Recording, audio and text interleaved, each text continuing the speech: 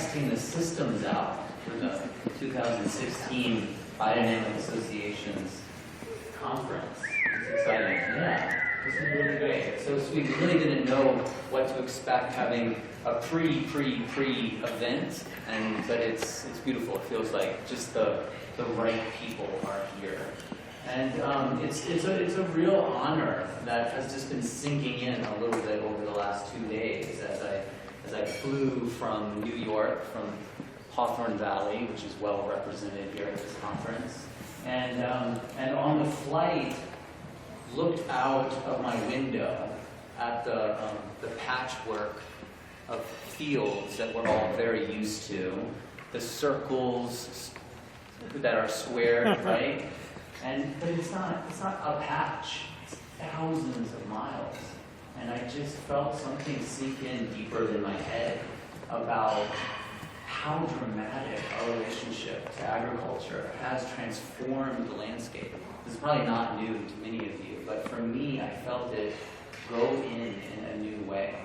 And earlier today, Frank and the entourage that forms around Frank that loves easels and paintings and heavy sculptures and all of that, we all visited the Santa Fe Waldorf School, which was just so lovely. And again, I had that feeling like sink in. Like I already know Waldorf is amazing, right? But then something just sank in and I just felt so honored to be aware of this international movement, right?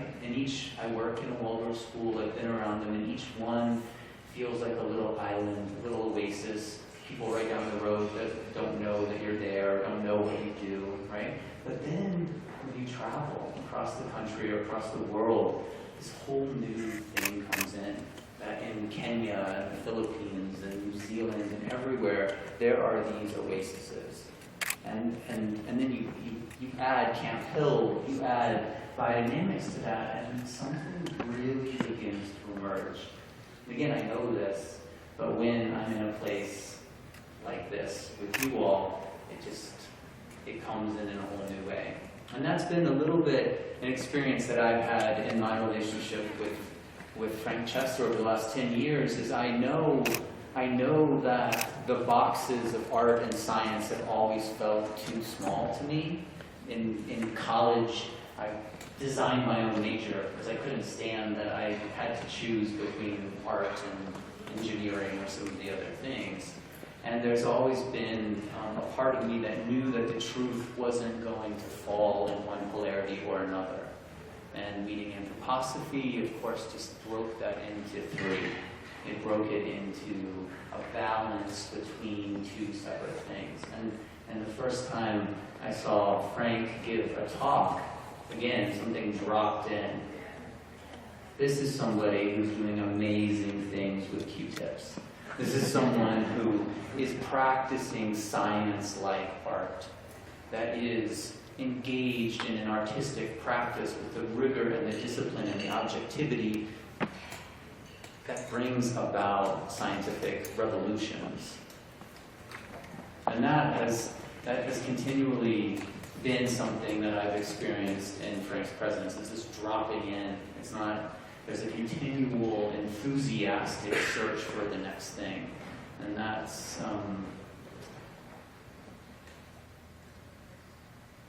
I think it's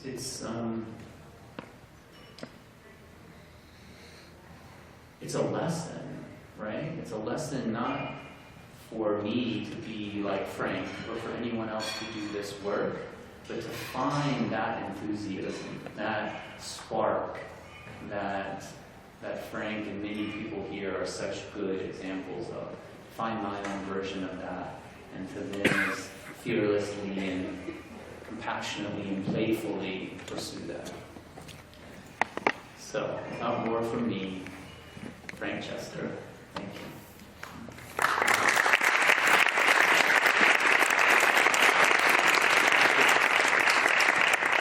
Well, I want to thank Stephen Matthias and Steve Pollard, Jim Heath here with the camera, and Jordan Walker,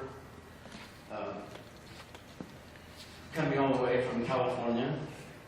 driving here and helping me set up and so forth.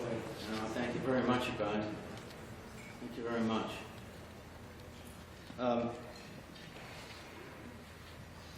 I'm really glad to be here. I mean, I'm not a farmer, and you can think, what's this have to do with farming? But it has to do, all that you have here is based on truth. And it's based on goodness. And it's based on beauty. And that's what the farming is going on, because this is real. What you do is real. So is what I do is real. And lots of times I go around and I don't get that. I get a lot of stuff that isn't real. So, also I want to tell you that all of this that you see here is related to farming and in a way that's interesting, because I have developed a device that uses a special form to mix water. And that water, I have scientific proof of what it does to the plants. And what it does when you drink. And what it does to wine. I have documents, scientific research that I will show at the booth that I'm in. And you can look at it, you can read it. I have sap analysis from the Netherlands. So I'm happy to tell you that you're not just wasting your time here thinking that, wow, there's nothing to do with farming. There is something. Okay, so the first thing I want to do is give just a short little presentation about geometry. And I want to thank Jim Will. There you go. How's that? Is that better? Yeah, probably. I mean, you got to improvise, right? So if you start out with a circle with a compass point, see, this compass right here, and all compasses, is a form of consciousness. This can change. Okay, believe it or not, this instrument here can change your thinking and your feeling and your willing. Because it's the truth. Nothing here is false. What this makes a circle, and that circle crosses another circle, there's a point. And you cannot move that point, cannot move it, unless there's a reason, and there is no reason, because that's where the point is. So there's no cheating, there's nothing in this that's false. Well, if I take that, make two circles, and I stretch it out to here, now I have two circles, and the compass point is on the periphery of those circles. Simple. If you do this, if you have some kind of nightmares or fear or anxiety you have before you go to bed, for whatever reason, if you take a compass and you do these two circles, and you do that for 5 days, it'll change your dreams. And it will also help to reduce anxiety and fear before you go to sleep. Okay. So what's neat about this is the distance between those two circles where they interlap. There's a red stick. And that is root 3, which is 1.732, an endless number. But that's perfectly accurate. No mathematician, no computer can tell you the end of that number because it's esoteric. It doesn't have an end. But yet I made it perfect, right in front of your eyes. Perfect. Now this is the two-dimensional plane. This is painting, drawing. And this is a plane, okay? If I take that,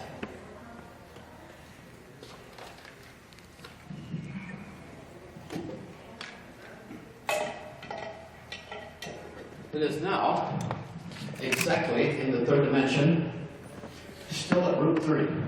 Root 3, according to Rudolf Steiner, is formative forces. Why? Because it forms form. Root 3 forms form. Perfectly. No question about it. Now these are amazing things that are very simple.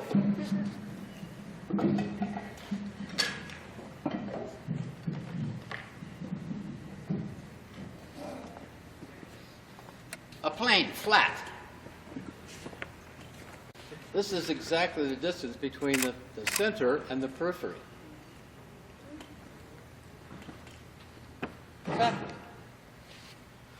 take root 3 and I put it in one end of this pentagram and I stretch it out, it makes a perfect cube.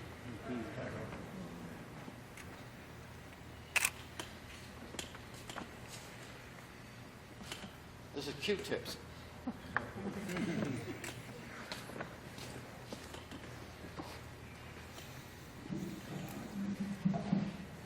This is known as the flower of life.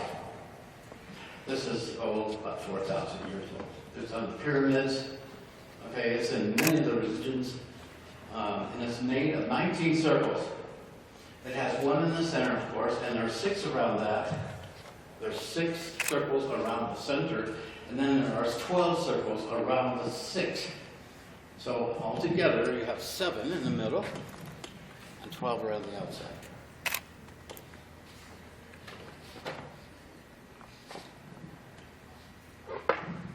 Form I discovered has 7 equal surfaces. This is the triangle and the kite, which is a quadrilateral, have exactly the same area. So if this is 3 acres square, so is this. They're exactly equal. I can take this form and I can put it in the flower pot. There it is, in the flower pot, exactly, perfect, without question. The copper circle is not, it's only to show you the difference between the circle that is 7 and the other circle, which is 12. This has 12 edges.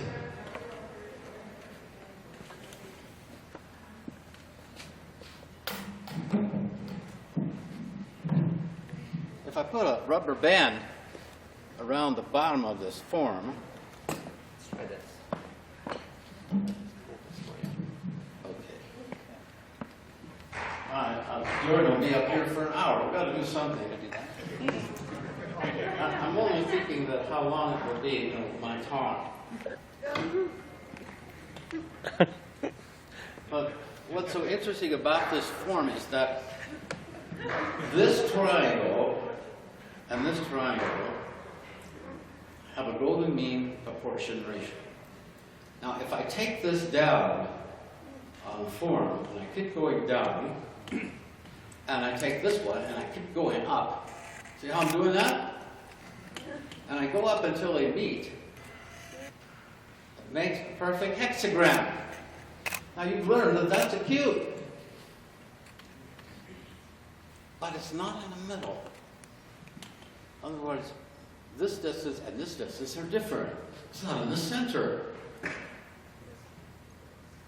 Well, I'm very upset with this. I was upset for a long time. It wasn't in the center. But you have to live with geometry. It doesn't fit exactly the way you want it. Yeah, you have to deal with it. So here it is in the 7 circles. The 7 circles of the flower of life in the middle. Here is the chestahedron in there. And you can see that there's a plane that goes around with a hexagram. And inside the geometry of the hexagram is another hexagram. That's just the way it is. And therefore there is a cube. So in the middle of the chestahedron there is a cube. Now, my research, and all the 17 years I've been doing this, is for one purpose. And what I'm trying to do is to find out what you can't see. I want you to be able to see it. What you can't see is the spirit. What you can't see is science. Spiritual science. But I'm trying to find out what's inside. Not what's on the outside, but what's inside. So I decided to put a sphere around that copper circle. Pretty neat. It worked. It actually worked. So, but the bottom's not right. It's too short. But if you put this around the bottom, it touches all 3 of those points perfect. So the line in the middle, I was always bargained, is right in the middle of the equator of a sphere. I didn't have to change anything. It's beautiful. This in the middle.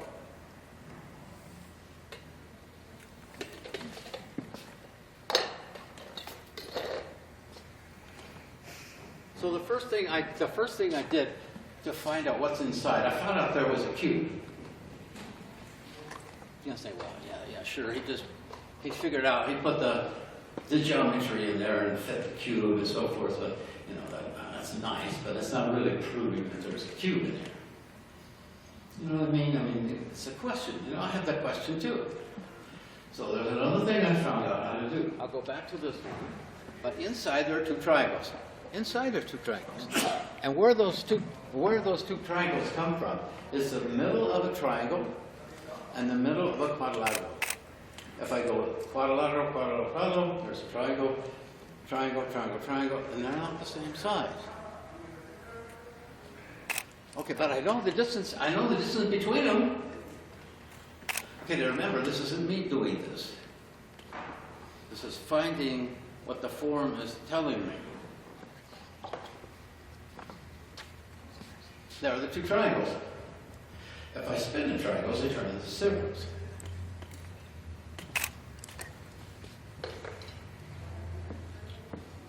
Now I take these two circles, I put them apart,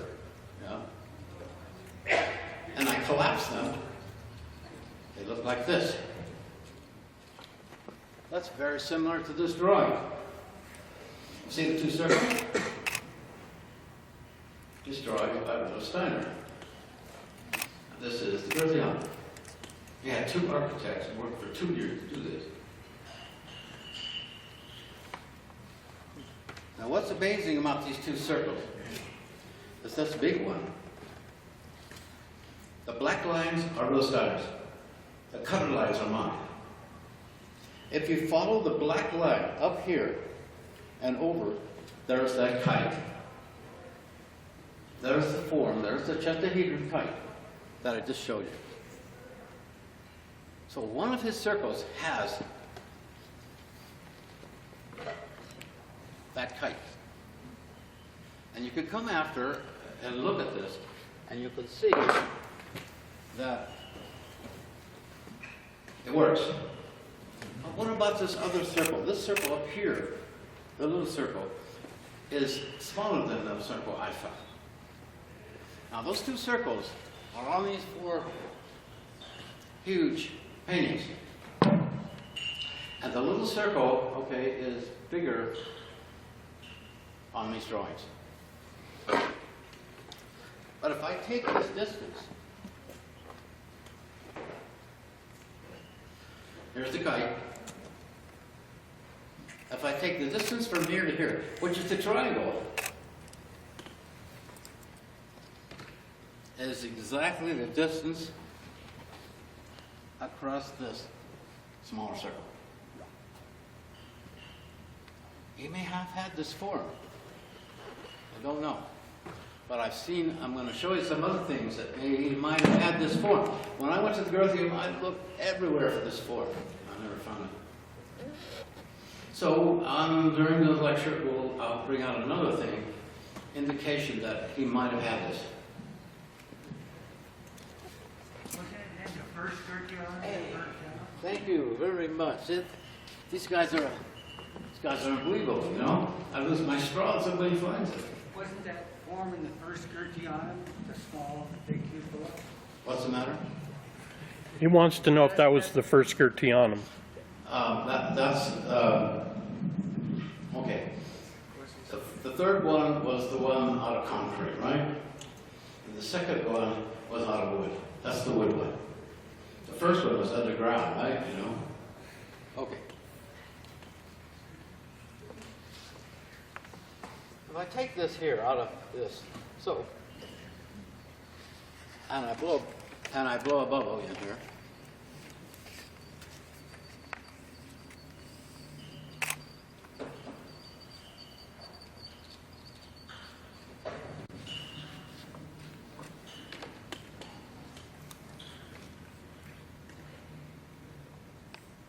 It's a perfect cube. Exactly the size that I showed you in the bronze sculpture. It's a perfect cube. Went into a tetrahedron. So these are the kind of things that you have to work with in spiritual science, because you just can't just say stuff. You have to do more than that. You have to work on like 17 years I've been doing this. Okay, if I take the chestahedron and I turn it inside out continuously,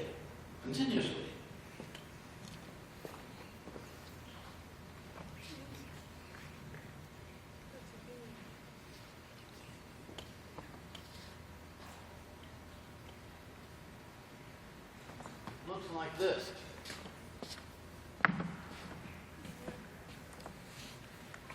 So you see, geometry doesn't have to be stuck to straight lines. There's not a straight line in here. This is what happens when you turn it inside out continuously. What happened with the colloid? That's the same thing he did, but I did it with a 7-sided form. He did it with a cube, 6-sided form. So back I go to the 2-dimensional one that I flattened out. Remember I flattened those 2 circles out? I took these 2 circles and I flattened them out. Well, the top part of the chestahedron is a pentagram. That's a pentagram. And I'll show you what it means. It's a pentagram, right? Five-pointed star, pentagram. So what I found out was the top of the chestahedron was a pentagram. Except you fold it together. It becomes a chestahedron. It's this part right here.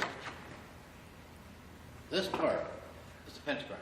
So I want to show you that this is the truth. That's a kite. And the triangles is a tetrahedron. So when I had the 2 circles, I knew that one of the circles was a pentagram.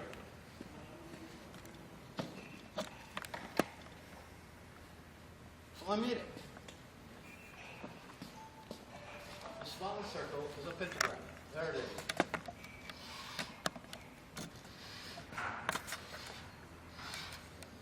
Follow me?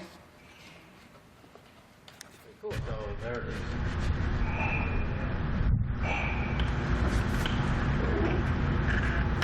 This is no cheating, right? Now,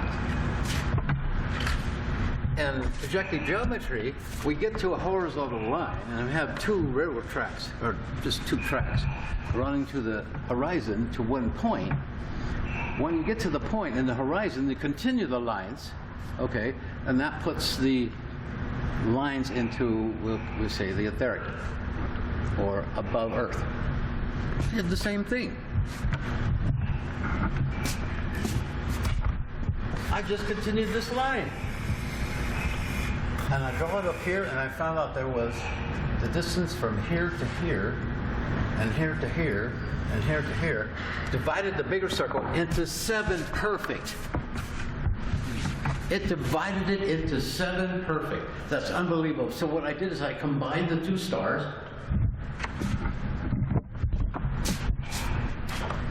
Here's this star.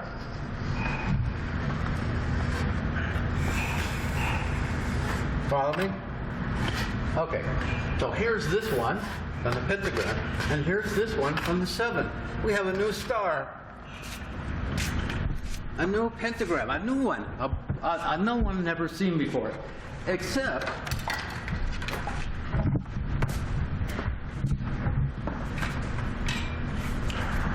these drawings.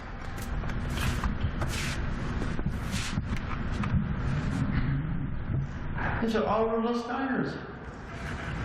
This is the Egyptian initiate.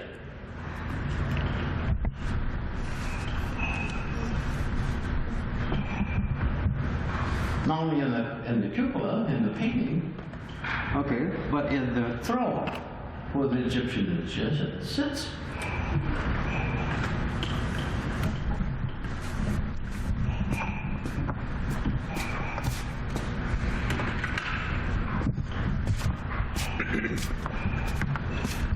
Did he guess? Now we don't need to guess. It's there.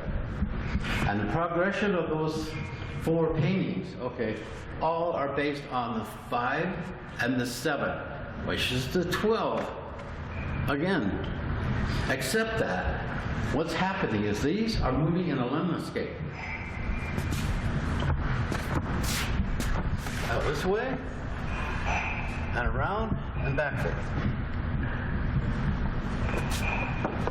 They move exactly 35 stars before they go back to the middle. Now, if you count there's only 11 stars, or not 12.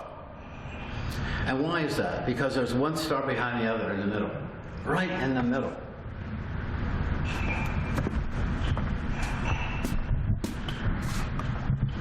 Now, this one over here, there's a blue vesicle. The one I showed you with 2 circles?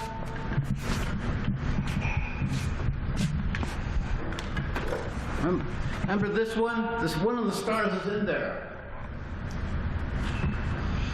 But it's not. It's asymmetrical. That form is asymmetrical. The human eye, the lens, is asymmetrical vesicle. Look up in any book and you'll see that is the arch of the human eye lens. Okay, so those are those.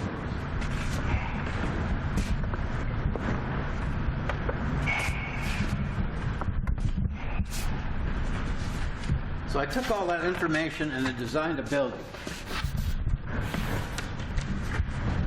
This building is based on the chestahedron and what's inside it, which is the triangles that are turned into circles, which then become spheres.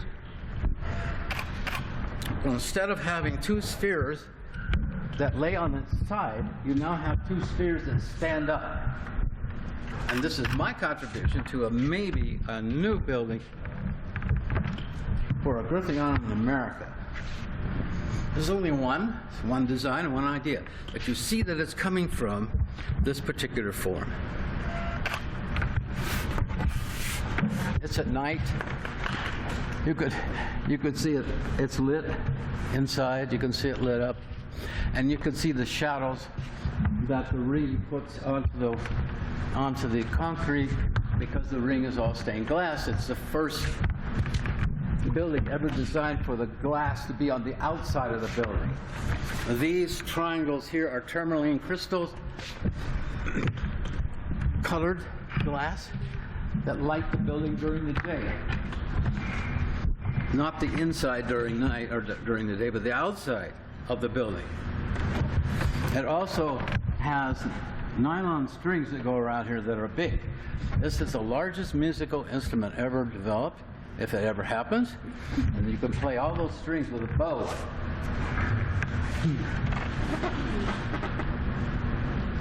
There is a ring of light here and here where these 2 come together that has no support.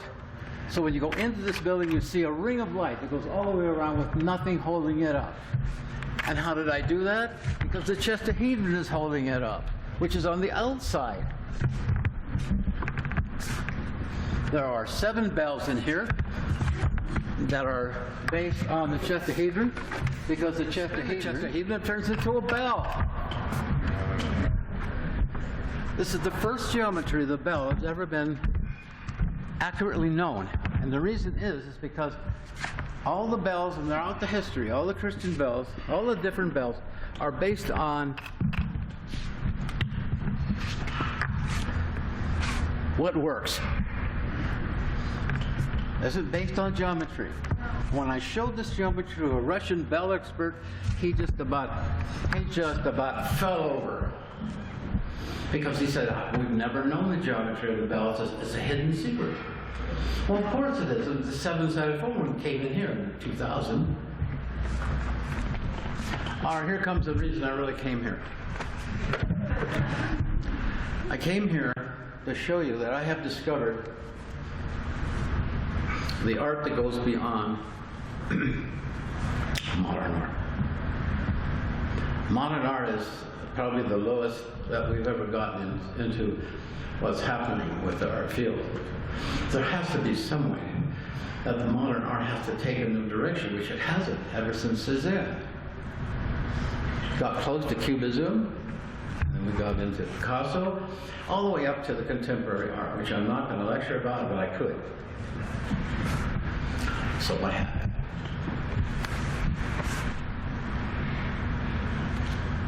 Not quite know what to present first.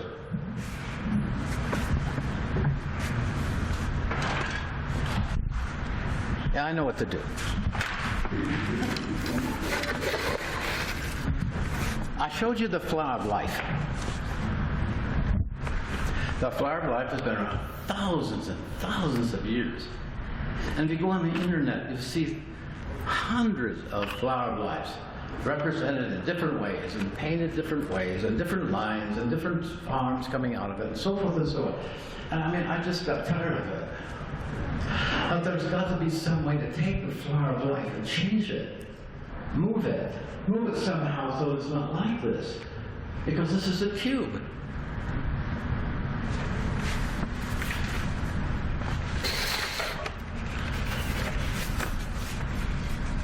Which I explained to you.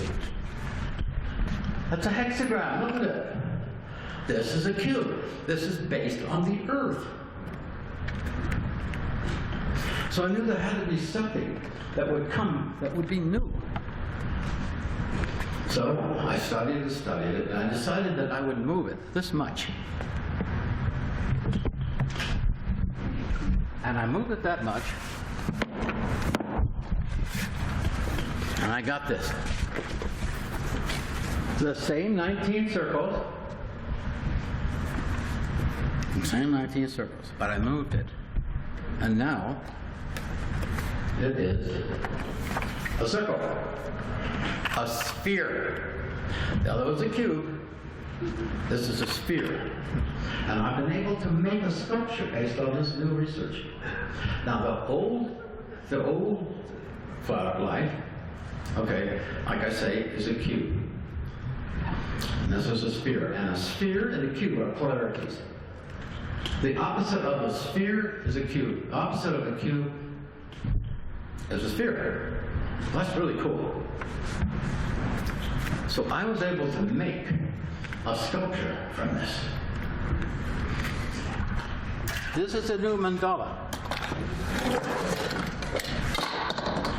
This is how that happens. This is a drawing of the cube becoming a sphere, a square becoming a circle, and how much all of those 19 circles have to move. So this is movement, okay, in a static state. And there's lots that you can do in meditation based on this form. It's new, never been seen before.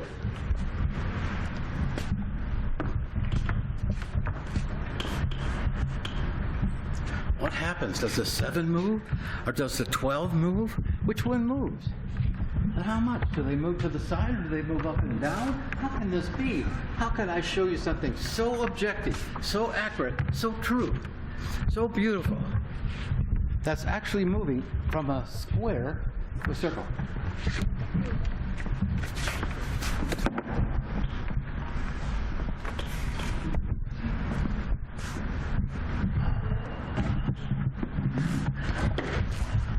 So I'm going to show you a sculpture based on that form. I call it the Trinity form.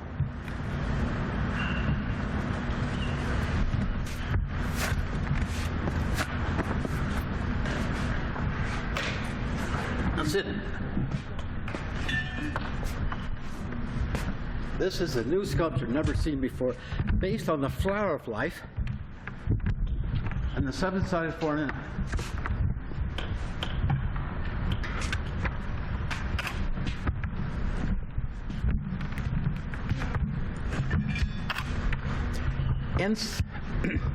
Goethe had the archetypal plan.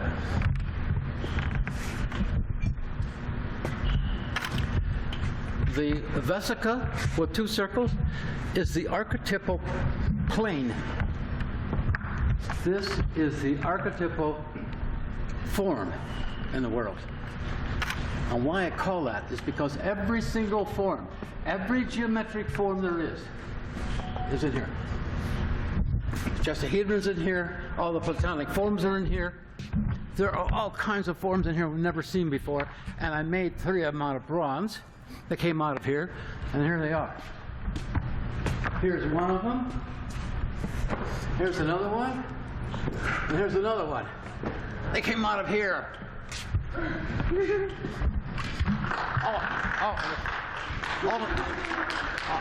All new. They're all new. They're all new. And I stopped making them because there's too many. I can't be involved with this anymore. I don't have time for that. There's all kinds of stuff in here.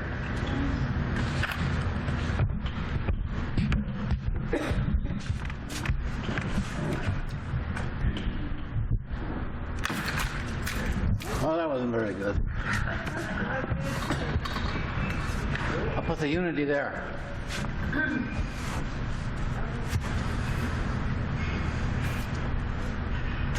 That's the most beautiful thing ever made.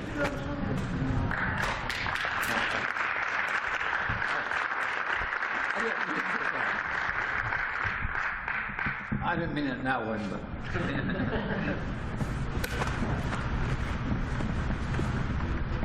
Because of that form, I discovered that in the middle of cancer, that far away from dying. And I found out what's inside that. And now I'm going to start with this new thing. I think I'm ready. I'll put this off to the side or something here.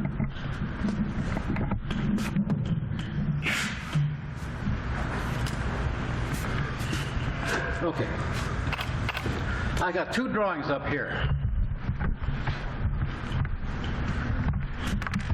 This is a 3-dimensional pedestal, like these.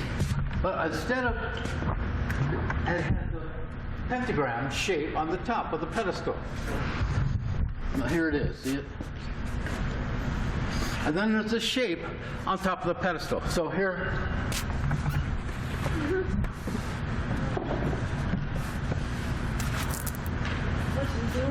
so there's the pedestal.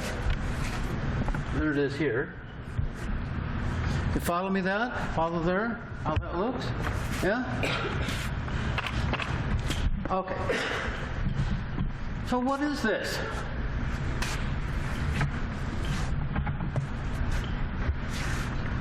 It's a contour drawing. This is a contour drawing. A contour drawing is the drawing that goes around the outside of something. But the inside is not there. I mean, there's no eyes. You know, the lips aren't on the side. This is very similar to the Egyptians, right? How they drew their and carved their sculptures. How they kind of a side view with the eye looking out, right? That's a contour. It doesn't have anything to do with what's inside.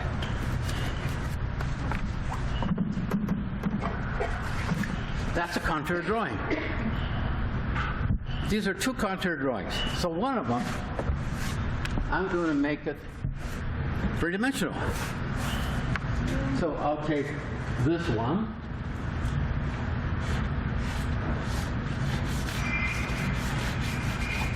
You see what it is?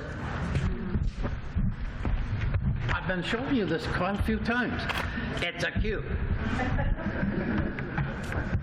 Okay. So if I take a real cube, yeah, and I put it on there, it kind of looks like that. Right? You can see the contour. Follow me? Okay.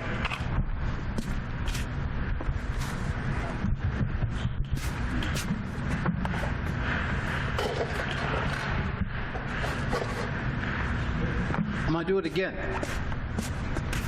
But this time, I found my straw. There it is. You know, flat. This time, do it differently. to kind of give you an idea, an exercise.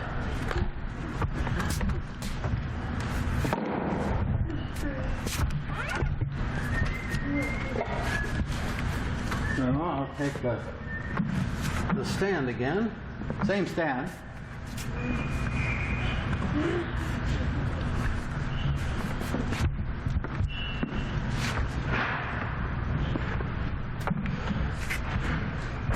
But what I'm going to do is I'm going to draw the lines for you, since no one spoke up. Okay. The cube took 3 lines to make that, so I'm going to use 3 lines in this one too. Okay, so here we go.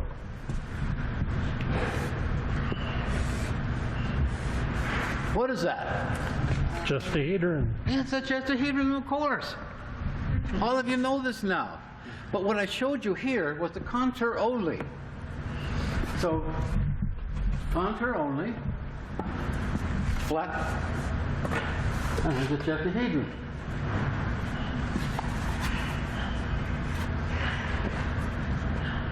I try to do this to kind of show you that, you know, what I'm talking about. You're trying to look at a 3rd-dimensional object, okay, that has the outline without these 3 lines. Follow me? It's important you follow me because there's something coming.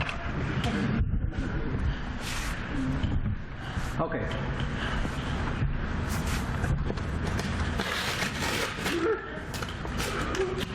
I want to get rid of that. That's a contour drawing.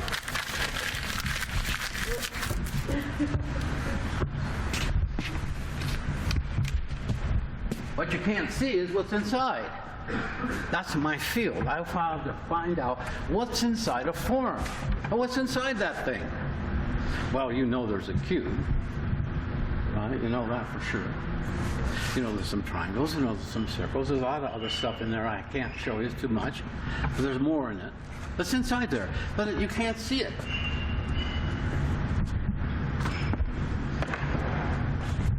But it is a sculpture. So what I have found is, trying to figure out exactly how to get it to you. What is inside here that's a plane, are these 4 paintings. That's what's inside the chestahedron. If you flatten out the 2 circles and do the 5 and you do the 7 and so forth. Okay, so we know that. But what if we take the unity? We take the unity and find out what's inside that. We know what's inside. There's a whole bunch of these. But what's in our 2nd dimension? Because the 2nd dimension is now, for the first time in the history of art, that the 2nd dimension is coming from that 3rd dimension. So we have a point, an idea. We have a line, that's a sketch. We have a painting, that's the 2nd dimension. And then when we make it 3rd dimension, okay, then it becomes like this, like the unity. Art now, painting now, can be whole different like it's never been before. Because painting, the 2nd dimension, is coming from a sculpture. It's coming from a 3-dimensional form. All 2-dimensional drawings, all 2-dimensional paintings were coming from the outside.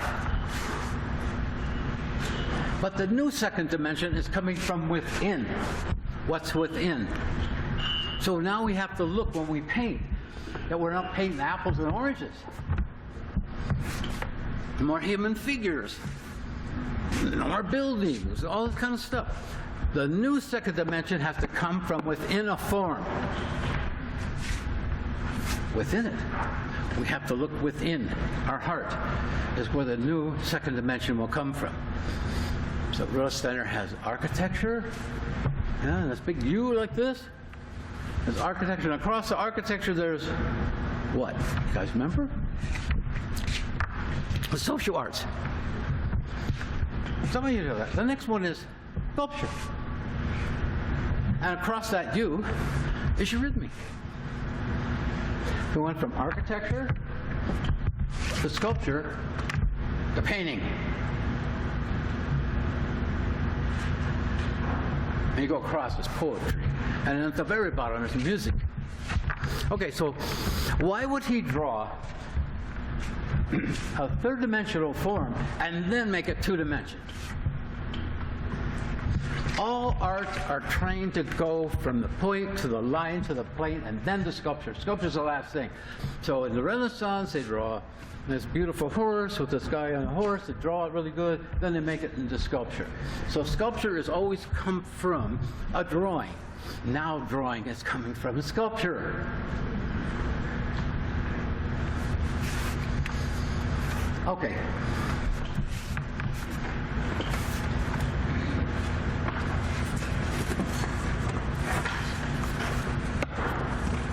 There's a drawing over here. I'll lift it up. So I want everybody to see this. See that drawing? That's a letter that was written to a friend, a doctor friend. And in that letter it has poetry on this side, kind of a poem or something. And then all of these are drawings of pedestals, and one of the drawings has this shape on it. This is Rudolf Steiner's drawing. It's right there. Wegman got it. Dr. Wegman got this. He wrote her. And he drew this before he died, very, very close to the time he died. He drew this drawing right there. I just blew it up.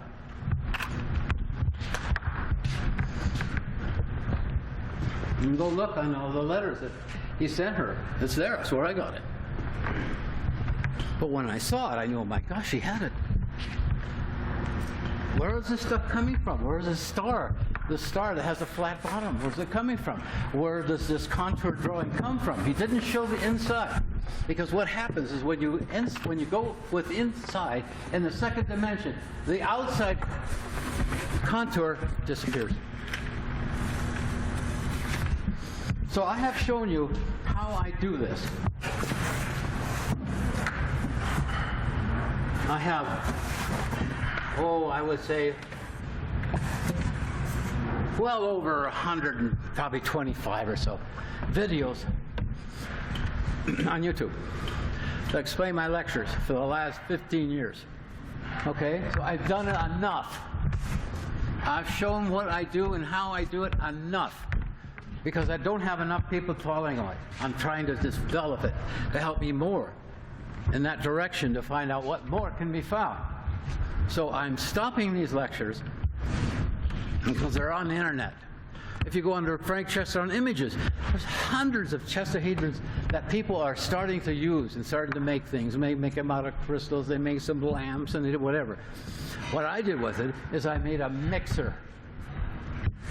I made a mixer that mixes water or any liquid and brings in the etheric. And it brings the etheric in through an implosion. And it's the only vortex you'll ever see anywhere that implodes. You can put a spoon on the end of an electric drill and it'll make a vortex. And that vortex will go from the top right down to the bottom. That's what mine does too. It starts at the top and goes down to the middle. Bottom. But right in the middle where the cube is an implosion. An implosion. A reaction that happens within. Have scientific tests, sap analysis, wine studies that prove that it brings in the etheric. It makes the plants grow larger, it makes them sweeter, it makes the leaves bigger, it makes the nodes closer, it makes the roots more long and more spread out.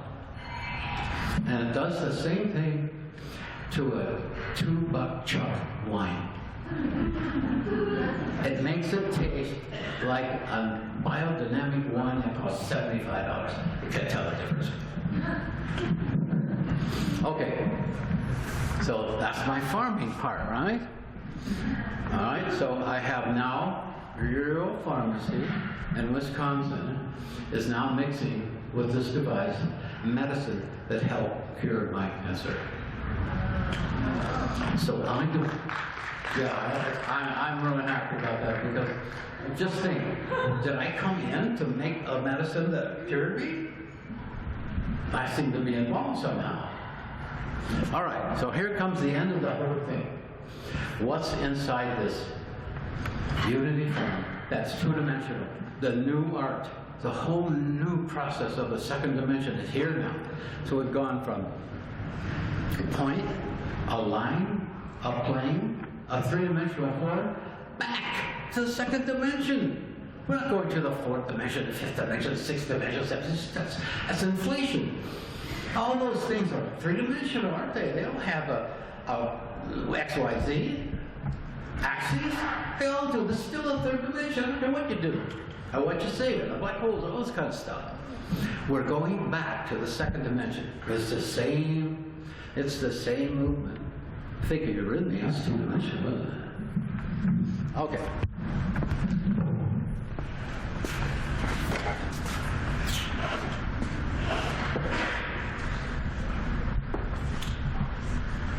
Well, this is an example, okay, of going to the second dimension, which you've seen. There's 4 of them up here. But in this one, I show that there's the 5, the 6, the cube, and the 7. No geometry like this has ever been seen, that you could make 6 into 7 or 6 into 5. It's impossible. It's not now. So the idea is that we as human beings are based on 5. And what we as human beings have to do is go through the Earth experience, which is the cube, become 7.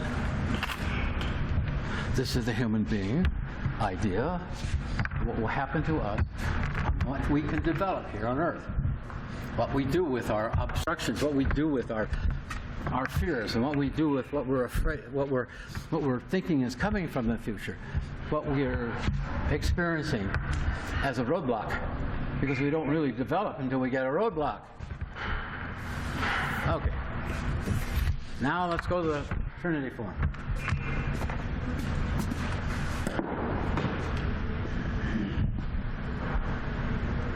What's the ultimate? Okay. Well, that's the end of my lecture.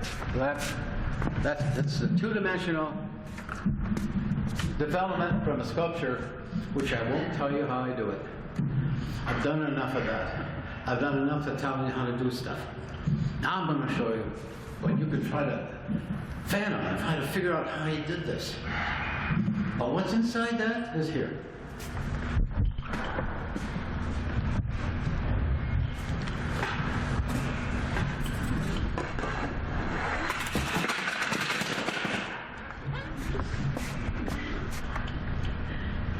Two-dimensional.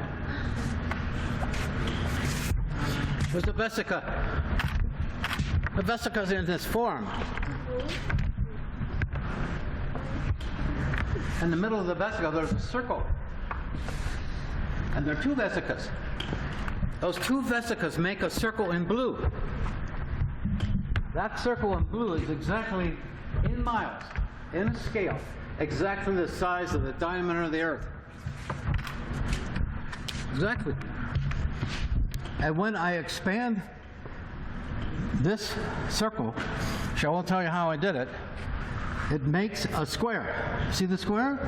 There's again the square and the circle. That circle and that square have the same perimeter. This is called squaring the circle. This time now, not from the outside like the Egyptians did. This is from the inside. This whole thing was developed from this circle first and worked out. The Egyptians worked from the outside in, and they squared the circle, which is their pyramids are based on. This isn't. This is working from the inside out. The most unbelievable two-dimensional form ever seen on this planet, based on what comes from a sculpture. And you cannot make that sculpture Trinity from that drawing. Can't. It's impossible. So what's coming out of sculpture now, into the 2 dimension, cannot represent the 3rd dimension anymore. Whereas the 2nd dimension could make a sculpture. Da Vinci could always make a sculpture from his drawing, two-dimensional drawing. The two-dimensional drawing that comes out of sculpture, you cannot make sculpture, can't go backwards.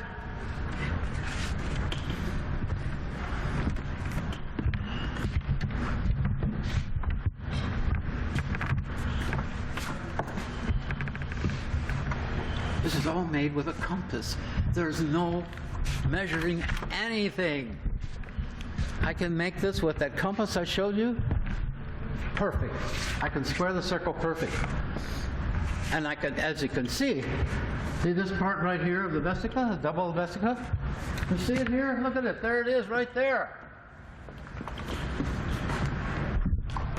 There it is. But it's in 2 dimensions. And the 2 vesicas behind it, here and here, see them in the back? It's hard to see because it's in 2-dimensional. We have to start working and dealing with the 2nd dimension because the 2nd dimension is the etheric. Rudolf Steiner said when you cross the threshold, there's nothing but geometry. And of course, the etheric is 2-dimensional. It's planes. Water is a series of layers of planes. The etheric is water compared to Earth's water, air, and fire.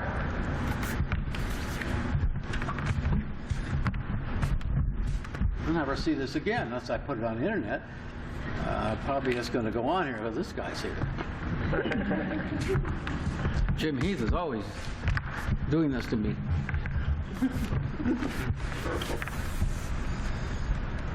Even there's 2. See the vesicas there? Look at there's 2 vesicas there. Look at that.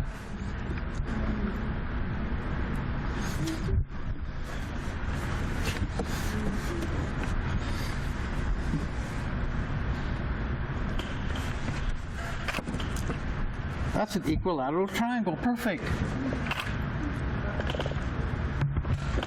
And this is an equilateral triangle below. The first form that comes into the world is a tetrahedron. It has 4 triangles. That's what's in the middle of this, is a tetrahedron. And as it moves, it goes into the icosahedron, it goes to the dodecahedron. It goes all the way through the Platonic forms, including the cube. And then it goes into these new forms. These forms are unbelievable. These are 12-sided. There is no 12-sided form like this ever, anywhere. And if you look at it, it's a star. It's a 5-pointed star. See it here? 1, 2, 3, 4, 5. Amazing. Coming out of that. And this one again, this is really wild. But anyway, these are absolutely beautiful forms, never seen before. All coming out of a 3-dimensional form that can make the 2-dimensional new. We can leave the modern art. And we can start to go into a new field that's based on internal. The modern art is all based on the outside, on the periphery, on the contour. Now we have to go within. And that's what we really should be doing anyway. Well, I tried to be by this thing, but I didn't do very good. But thank you.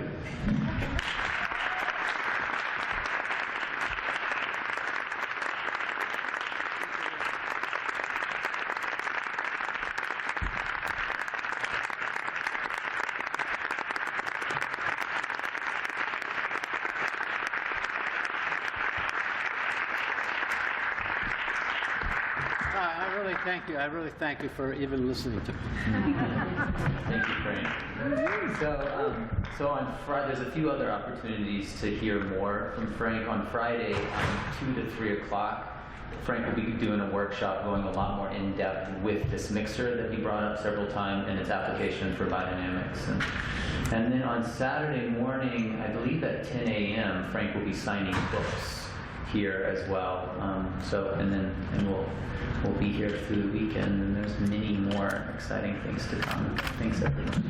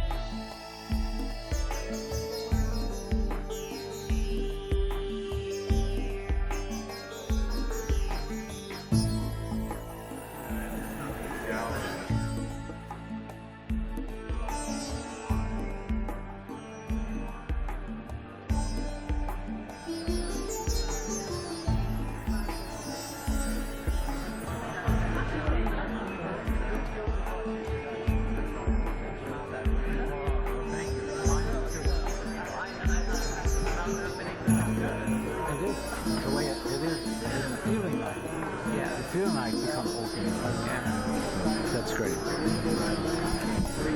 Thank you so much. Well, you're very welcome. Thank you for coming. I'm going to come visit you in San Francisco. You what? I want to come visit you in San Francisco. San Francisco. I'll have a gallery there. It has all the